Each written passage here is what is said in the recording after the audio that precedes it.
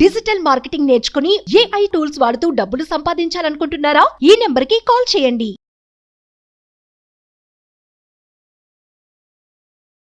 నమస్కారం అండి, డాక్టర్ శ్రీ ఆచార్య అనంతకృష్ణ స్వామి గారు. నమస్కారం. 637వ ఎపిసోడ్ మణిమంత్ర. లాస్ట్ 2 ఎపిసోడ్స్ నేను కంటిన్యూగా వింటూ ఉన్నాను. ఇందాక ఒక ఎపిసోడ్లో మీరు చెప్పిన మాట ఏంటంటే, ఒక చిన్న అవసరం ఆడపిల్లకు వచ్చినప్పుడు భర్తను అడగడానికో ఇంకెవరైనా అడగడానికో భయపడే వాళ్ళు పక్కింటి వాళ్ళనో లేదంటే ఫ్రెండ్స్ అనో ఒక 500 కోసమని వెళ్తే 5 లక్షల దాకా దారి తీసింది. అటువంటివి చాలా మంది ఆడవాళ్ళకి స్టిల్ ఇప్పటికీ ఉన్నారు. అలాంటి వాళ్ళు చాలా మంది కవర్ చేయాలి, ఏ విధంగా చేయాలో తెలియదు. అటువంటి సమస్యలు ఉంటూ ఉంటాయి. ఫైనాన్షియల్గా వాళ్ళకి ఉక్కిరి బిక్కిరి అయిపోతూ ఉంటుంటారు. వాటి నుంచి బయటపడాలి అన్నా, వాళ్ళు ఇండిపెండెంట్గా ఎదగాలి అనుకున్నా, వాళ్ళు కూడా మనీని ఆకర్షించాలి అన్నా ఏ విధంగా అంటారు? మన సబ్జెక్ట్లో చాలామంది కొందరు ఏం నమ్ముతారంటే అదృష్టం ఉంటే అన్ని కలిసి వస్తాయి. చెప్తూ ఉంటారు సార్ ఇది మాట. అదృష్టం ఉంటే అన్ని కలిసి వస్తాయి, మనం ఏం చేసే అవసరం లేదు, అదృష్టం కావాలా, దేనికైనా భాగ్యం కావాలా. ఇక్కడ ఎలా ఉంటుందంటే విచిత్రం, అదృష్టానికి డబ్బుకి సంబంధమే లేదు అసలు. అదృష్టానికి డబ్బుకి సంబంధం లేదు. ఎందుకంటే మనం ఇంతకు కూడా ఒక మాట చెప్పుకున్నామంటే చదువుకి డబ్బుకి సంబంధం లేదు. ఇప్పుడు మా దగ్గర క్లాస్లో వస్తారు అన్ఎడ్యుకేటెడ్స్, అసలు కనీసం రాయడం కూడా రాదు. జస్ట్ క్లాస్ వింటారు, నేను చెప్పేటప్పుడు ఒక 2-3 పదాలు పట్టుకుంటారు, దాంతోనే లక్షలు సంపాదించేస్తారు. ఎన్నో అచీవ్మెంట్స్ కూడా ఉన్నాయి మన ఇన్స్టాగ్రామ్లో, ఎన్నో అచీవ్మెంట్స్ కూడా ఉన్నాయి.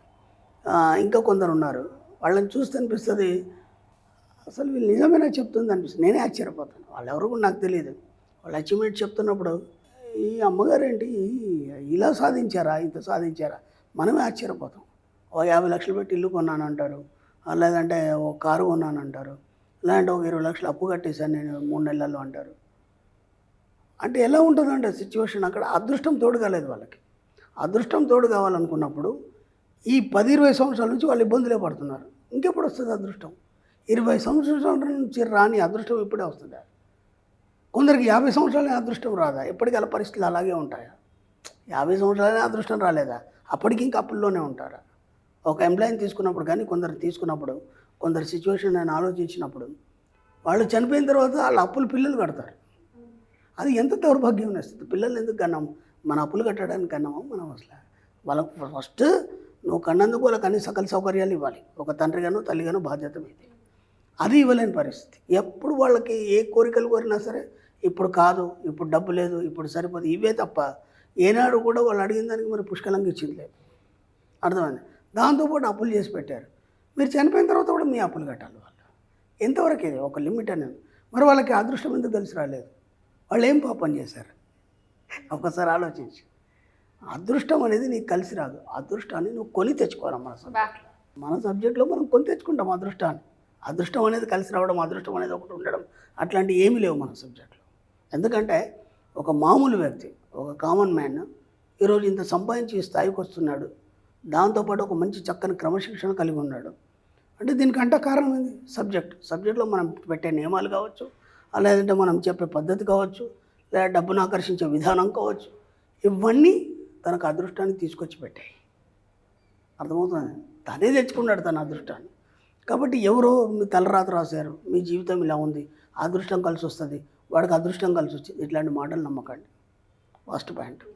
2, ఎవరో ఏదో చెప్పి మీ జీవితాన్ని మారుస్తారనే మాటల్ని కూడా అస్సలు నమ్మకండి.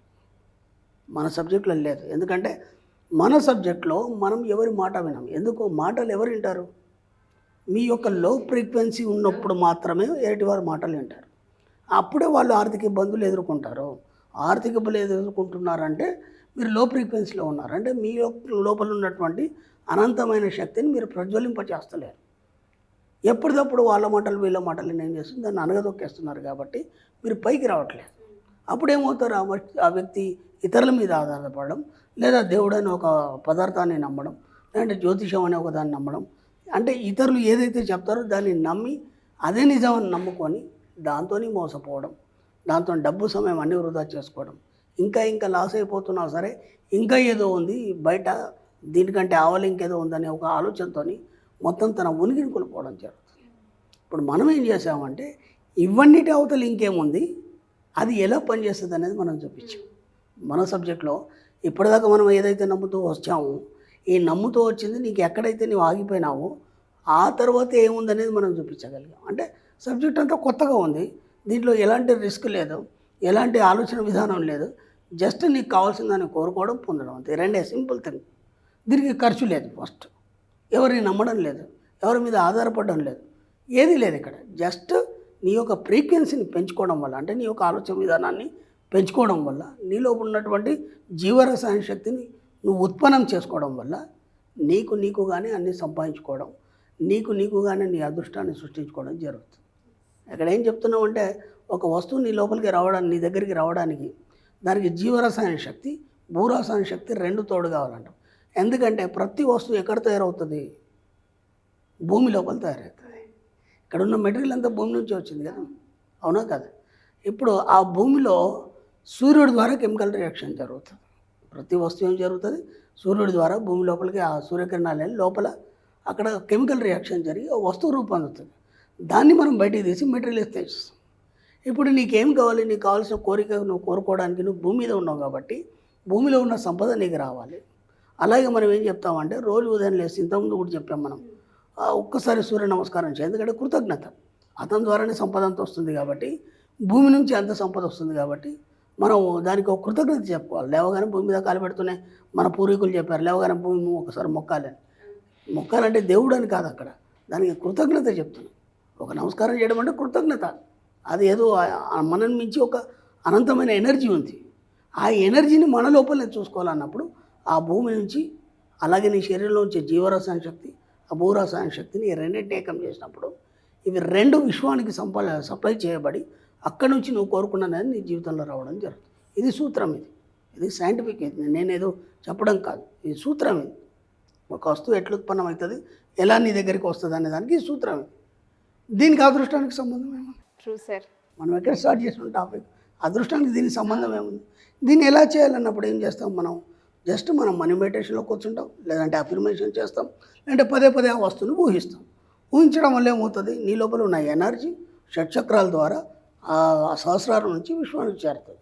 చేరి ఆ ఫ్రీక్వెన్సీని మీరు ఏదైతే కోరుకుంటున్నారో ఆ తరంగాల యొక్క ఫ్రీక్వెన్సీ, దానికి ఒక సిస్టమ్ ఉంది. ఆ సిస్టమ్ లేనిది మనకి మీ యొక్క ఆలోచన తరంగాల ఫ్రీక్వెన్సీ ఏదైతుందో 50 Hz/s, అది కనుక 963 కనుక మీరు తీసుకొస్తే మీ కోరికలన్నీ సాధ్యమవుతాయి అని చెప్పబడింది. సైన్స్ అది, నేను చెప్పట్లేదు.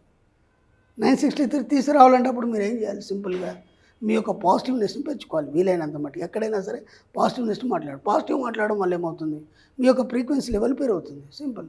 ఫ్రీక్వెన్సీ లెవెల్ పెరిగిందా మీరే దేవుడు, మీరే యోగి, మీరే అన్ని. ఇక మిమ్మల్ని మించే దేవుడే వాళ్ళు. అంటే మీరేది కోరుకుంటే అది మీ దగ్గరకు వస్తుంది. అప్పుడు అదృష్టం ఇక్కడ ఉంది.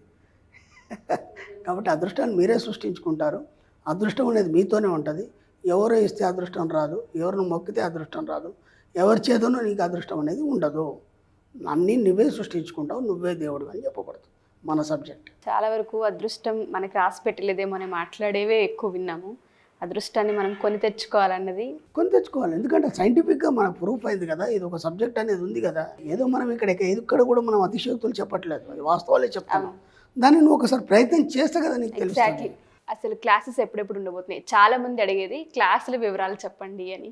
ఒకసారి దాని గురించి. మనకి ఇప్పుడు జూలైలో మనకి 14వ తారీఖు మనకి హైదరాబాద్లో ఉందమ్మా. అలాగే మనకి బెంగళూరులో 28 జూలై ఉంది, విజయవాడలో 4th ఆగస్ట్ ఉంది, అనంతపురంలో 11th ఆగస్ట్ ఉంది, విశాఖపట్నంలో 1st సెప్టెంబర్ ఉందమ్మా. అలాగే తిరుపతిలో మనకి 8th సెప్టెంబర్ ఉంటుంది. మనకన్నిటికంటే ముఖ్యంగా ఏంటంటే మళ్ళీ మనకు స్పెషల్ క్లాస్ వచ్చింది. ఎప్పుడు sir special class? Special class వచ్చి మనకి 25 ఆగస్ట్ ఉంటుంది. ఓకే. స్పెషల్ క్లాస్ గురించి గతంలో కూడా మనం చాలాసార్లు చెప్పాము. అంటే మామూలు రెగ్యులర్ క్లాస్ కంటే అది కంప్లీట్గా డిఫరెంట్గా ఉంటుంది సబ్జెక్టు, మళ్ళీ కొత్తగా ఉంటుంది, చాలా డెప్త్గా ఉంటుంది. మనం ఇంకా సాధించాలనుకుంటున్నాం. అంటే రెగ్యులర్ క్లాస్ ద్వారా మనం సాధించవచ్చు, డబ్బు అవన్నీ వస్తాయి. అవి ఎలా నిలబెట్టుకోవాలి, స్టాండ్ బైగా ఎలా ఉండాలి, డెప్త్గా సబ్జెక్ట్ తెలుసుకోవాలన్న వాళ్ళు మాత్రం స్పెషల్ క్లాస్ అటెండ్ చేసే ప్రయత్నం చేయండి. ఎందుకంటే చాలా రష్గా ఉంటుంది. వీలైనంత తొందరగా ఎన్రోల్ చేసుకునే ప్రయత్నం చేయండి. Thank you sir. Thank you so much. Thank you. Suman టీవీలో మీ పర్సనల్ అండ్ బిజినెస్ ప్రమోషన్స్ కోసం కింది నెంబర్కి కాంటాక్ట్ చేయండి.